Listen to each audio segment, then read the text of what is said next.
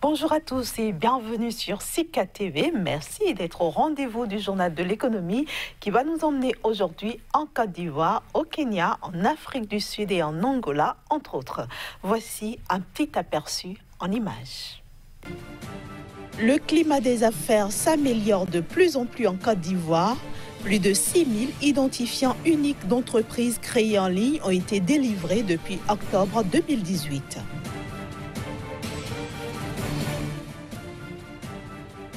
Les exportations d'agrumes sont dans le vert en Afrique du Sud. Elles devraient tourner autour de 137 millions de cartons en 2019.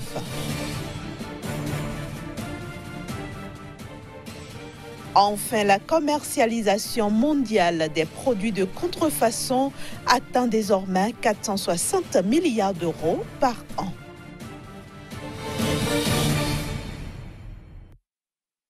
Destination donc la Côte d'Ivoire, plus de 6000 identifiants uniques d'entreprises créées en ligne ont été délivrés dans le pays depuis le lancement officiel en octobre 2018 de la plateforme électronique du portail unique des services de l'investissement.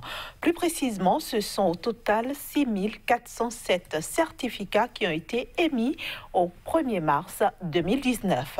Il faut dire que l'identifiant unique attribué à l'entreprise créée en ligne est le seul numéro qui lui sera réclamé dans son interaction avec l'État ivoirien, les collectivités territoriales, les administrations publiques, les banques et toutes les structures de son écosystème.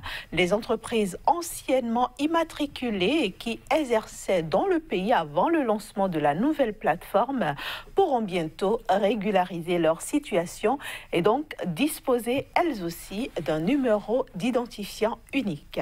Toutes ces réformes entrent bien sûr dans le cadre des actions entreprises par les autorités ivoiriennes pour améliorer le climat des affaires dans le pays. Un pays classé, il faut le rappeler, à la 122e place du rapport Doing Business 2019, soit une progression de 17 places par rapport à l'année 2018. L'Afrique du Sud s'attend cette année à une bonne activité d'exportation de ses agrumes. Le volume attendu devrait tourner autour de 137 millions de cartons, soit 1% de plus qu'en 2018. Plus de précisions dans ce reportage signé Génial Afouda. L'industrie agrumicole sud-africaine table cette année sur un volume de 137 millions de cartons. Cette prévision est supérieure de 1% au volume enregistré en 2018 et est essentiellement portée par le segment des citrons dont les volumes devraient augmenter de 11% à 22 millions de cartons et le segment des fruits à baies qui devrait connaître un bond de 12% à 18,1 millions de cartons. En dehors de ces deux produits, les oranges de la variété Navel verront une progression plus modeste de 0,5% à 26,9 millions de cartons, tandis que la variété Valencia reculera de 3% à 52,9 millions de cartons. Il en sera de même pour les pamplemousses qui verront cette année leur stock baisser de 9% à 15,1 millions de cartons. Globalement, la tendance à la hausse de l'exportation des agrumes devrait se poursuivre en Afrique du Sud avec l'augmentation drastique attendue de la production dans les prochaines années. Précisons que la culture des agrumes occupe près de 75 000 hectares de terre en Afrique du Sud. Les provinces qui y consacrent le plus de superficie sont le Limpopo, le Cap oriental, le Cap occidental et le Mpumalanga. Les exportations de thé ont atteint 11 milliards de shillings, soit 109 millions de dollars au Kenya, ce qui correspond à 17% de plus par rapport à l'année dernière. La principale destination bénéficiaire, c'est le Pakistan qui confirme ainsi sa place de premier débouché avec 32% du stock total pour une valeur de 3,5 milliards de shillings, soit 35 millions de dollars. Les autres marchés qui ont reçu le thé kényan sont l'Égypte, le Royaume-Uni, les Émirats arabes unis, la Russie et aussi le Soudan. Selon certains experts, la hausse des expéditions du thé au Kenya pourrait se poursuivre dans les prochains mois, sous réserve que le pays arrive à saisir l'opportunité liée à la crise qui secoue le Pakistan et l'Inde. Une crise qui laisse un vide de 16 000 tonnes de feuilles de thé sur le marché intérieur pakistanais. Enfin, notons que la récolte de thé devrait atteindre 416 000 tonnes cette année au Kenya. 460 milliards d'euros, c'est la somme qui résulte chaque année de la commercialisation des produits de contrefaçon dans le monde. C'est en tout cas ce qui ressort d'une nouvelle évaluation de l'Office de l'Union européenne pour la propriété intellectuelle et de l'Organisation de coopération et de développement économique, OCDE. Selon l'Office de l'Union européenne pour la propriété intellectuelle et l'Organisation de coopération et de développement économique, la vente de contrefaçons et de produits pirates a atteint aujourd'hui 3,3% du commerce mondial contre 2,5% en 2016. Les ressources issues de cette vente atteindraient désormais 460 milliards d'euros par an. Les entreprises et commerces les plus concernés sont situés principalement dans la zone OCDE, à savoir États-Unis, Union européenne, Japon et la Corée du Sud. On note cependant aussi dans la liste un nombre croissant d'autres économies affectées par la contrefaçon comme la Chine, le Brésil et Hong Kong. Les pays et régions de provenance des contrefaçons comprennent principalement la Chine, Hong Kong, les Émirats arabes unis, la Turquie, Singapour, la Thaïlande, l'Inde et la Malaisie. Au niveau de l'Union européenne, les contrefaçons et marchandises pirates atteignent jusqu'à 121 milliards d'euros, soit 6,8% du total des importations de l'UE, ce qui représente une forte hausse par rapport aux 5% estimés dans le rapport de 2016. Cette situation est très préoccupante selon le directeur exécutif de l'Office de l'Union européenne pour la propriété intellectuelle, Christian Arcambault, qui décrit la contrefaçon et le piratage comme une menace majeure pour l'innovation et la croissance économique, tant au niveau de l'UE qu'au niveau mondial, plaide pour une action coordonnée à tous les niveaux. Et nous refermons ainsi la première partie de ce journal de l'économie. On retrouve Casimir Kouidio dans un instant pour la deuxième partie. Bienvenue à vous, Casimir. Bonjour Inès. Aujourd'hui, vous nous emmenez en Angola. Comment est-ce que ce pays se porte-t-il au plan économique?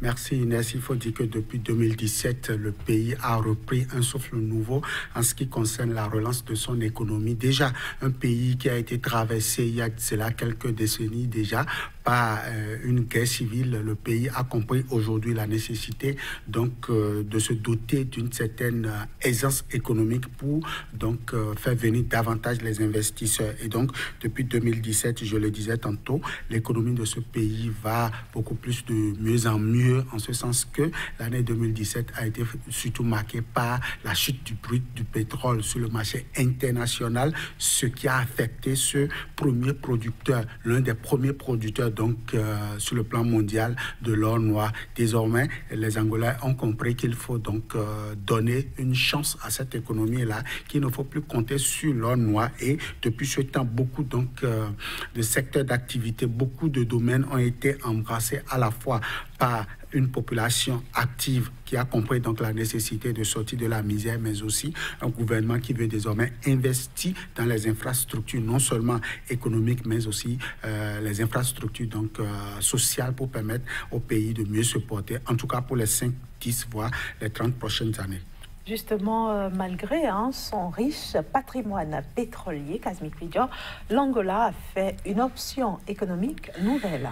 Bien sûr, Inès, il faut dire que désormais, donc, l'Angola a compris aujourd'hui la nécessité d'aller vers d'autres secteurs d'activité, d'aller vers d'autres domaines. Et entre autres, nous pouvons déjà citer le secteur des technologies de l'information et de la communication qui aujourd'hui est en nette croissance au niveau du pays. En effet, le pays a signé beaucoup donc, de contrats avec les multinationales, notamment au niveau donc, de la Chine. Beaucoup donc, d'entreprises chinoises aujourd'hui sont en train de sous-traiter avec des locaux pour donc venir squatter un peu l'univers économique de ce pays-là. Et déjà, on annonce beaucoup d'usines donc d'assemblage et de montage de smartphones, enfin des appareils dits de nouvelle génération, des 2.0 qui aujourd'hui sont en train de révolutionner bon nombre de villes au niveau du pays, notamment la capitale et les villes urbaines qui aujourd'hui de plus en plus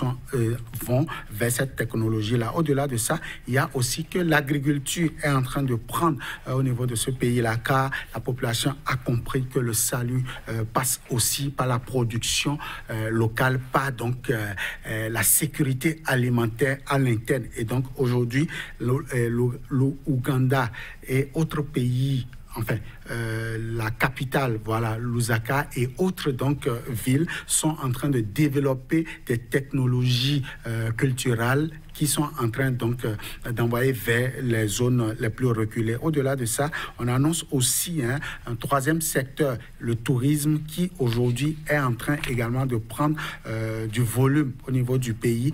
En effet, le tourisme jadis délaissé pour des raisons donc de sécurité, mais aussi pour des raisons donc d'aisance par le pétrole. Aujourd'hui, ce secteur est en train donc de connaître un certain nombre de toilettages. Beaucoup de multinationales sont également annoncées dans ce secteur-là pour permettre quand même à un pays qui a le potentiel touristique des meilleurs au niveau de la région de pouvoir donc exploiter. En tout cas, on annonce pour le pays, on annonce déjà des tasses. Par exemple, aux importations, on annonce 3% déjà donc, de taxation qui pourra donc compenser un peu ce déficit qu'a laissé donc, la crise pétrolière des années 2017, je l'ai dit tantôt. Déjà, le pays est en train donc d'amasser un peu de devises en ce qui concerne donc cette nouvelle perspective pour son économie. Et qu'en est-il, Kazmi Kwidio, des technologies de l'information et de la communication aujourd'hui en Angola ? Comme je le disais tantôt, donc, il y a de nouveaux partenaires tels que les Chinois qui sont donc en train de squatter l'univers au niveau donc, de ce pays. Il y a beaucoup d'usines d'assemblage, beaucoup donc, de boutiques de vente des smart voient aujourd'hui le jour dans des villes comme Luanda, dans donc, des villes qui quand même ont connu les technologies nouvelles. On annonce aussi la présence d'autres usines au niveau donc, des grandes villes pour pouvoir donc squatter l'univers. Au-delà de ça, il faut déjà dire que les technologies de l'information et de la communication entrent aussi dans d'autres secteurs d'activité tels que l'agriculture, où aujourd'hui les jeunes ont compris la nécessité d'aller donc s'octroyer des technologies aussi performantes pour pouvoir produire davantage au niveau des champs, au niveau de l'agriculture, au niveau de l'agro-business aussi. Ces technologies-là font leur petit bonhomme de chemin et certainement que les jours à venir nous donnera plus de raisons sur ce que l'Angola aujourd'hui aurait compris en termes donc de diversification de son économie, d'apport donc de la technologie de l'information et de la communication dans les différents secteurs d'activité tels que l'agriculture, tels que le tourisme et bien d'autres qui pourraient donc être désormais donc ces moyens pouvant permettre à l'Angola d'aller vers un mieux-être économique. Pourquoi pas la sous-région pourra copier certainement l'exemple et le potentiel économique de ce pays-là. Au regard de tout ceci, Kazmi Kwidio, comment est-ce que vous voyez l'avenir économique de l'Angola ? L'Angola a pris une très bonne option en ce qui concerne donc la relance de son économie. L'Angola, d'ici 5 ans, d'ici 10 ans, pourra donc changer de paradigme économique avec donc ces investissements qui viennent de plus en plus de ces partenaires techniques et financiers que sont donc les Chinois et aussi le Portugal. Mais au-delà de ça, le pétrole reste et continue pas à diriger donc l'économie angolaise. Donc les années à venir, l'Angola aura encore à compter sur l'or noir pour pouvoir donc se faire une santé économique. En tout cas, tout est bien au niveau de ce pays en termes d'investissement, la paix et la sécurité. La politique aussi vient en ajouter. Il reste à ce que aujourd'hui les Angolais puissent profiter des fruits donc de cet investissement, car la misère continue pas à dicter sa loi dans les grandes villes comme Luanda et bien d'autres en ce qui concerne donc la répartition, l'inclusion économique. Merci beaucoup Kazmik Pédior, merci pour toutes ces explications et rendez-vous au prochain numéro du Journal de l'économie. Toujours avec le même plaisir. Voilà, chers amis téléspectateurs, c'est la fin de ce numéro de votre journal. On se retrouve dans 2 jours pour un nouveau numéro.